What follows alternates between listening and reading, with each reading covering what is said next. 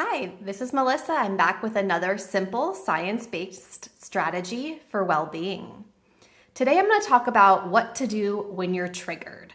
Whether you're feeling anxious or angry or jealous, something has caused an emotional trigger for you.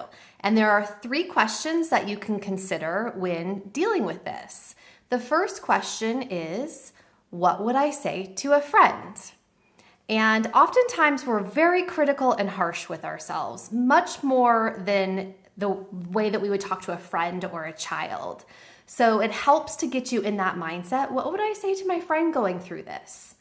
It helps give us some emotional clarity. It also helps us to focus on the facts, but at the same time to validate the fact that we're having these feelings. We wouldn't just shut our friend down. We would say, of course you feel this way. Or don't feel bad about feeling this way. So those are really important steps to take in order to work through the emotion. So the first question is, what would you say to a friend who's triggered? The second question is, how does this reveal my humanness?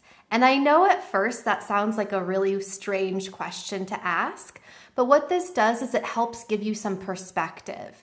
So it helps you to keep in mind that other people have gone through something very similar, or someone has felt these exact same emotions as you. And really that's part of being human, is having these emotions.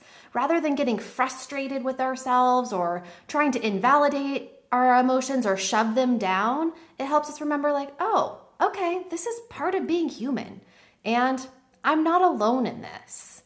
That's a key component of this exercise. And then the third question to ask yourself is, can I sit with these emotions without trying to change them or react to them? And this one can be a little difficult. It takes some practice.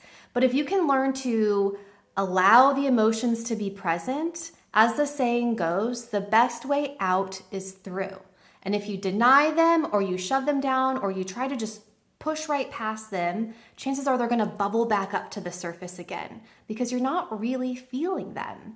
And so this third question helps to remind us to take a pause, to feel it even if it's uncomfortable. That might mean identifying where in your body you're feeling it. If it was going to be a color, how would you describe it? Or is there actual pain and like a lump in your throat or a pit in your stomach?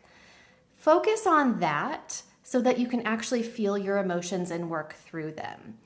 And if you can ask yourself these 3 questions, what you're doing is you're developing a self-compassion skill set. And it's something that doesn't come naturally to a lot of us. I know I really had to work on this. And actually, I learned a lot of this through the book Self-Compassion by Kristen Neff. I highly recommend it. So the first question helps you develop self-kindness. The second reminds you of common humanity. And the third teaches you to be mindful. And those are the 3 areas of self-compassion.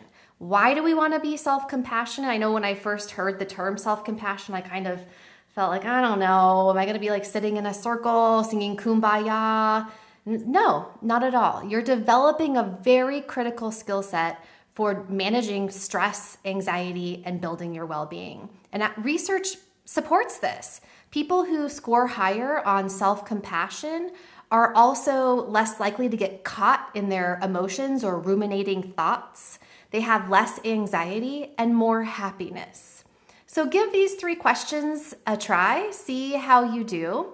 If you like this, then consider signing up for Take 5, my newsletter, or consider going to workingoncalm.com. Check out the article I wrote on how to deal with being triggered. There's a worksheet that will help you. You can download it and it will help you work through these 3 questions so that next time you're not quite so triggered. Give it a try.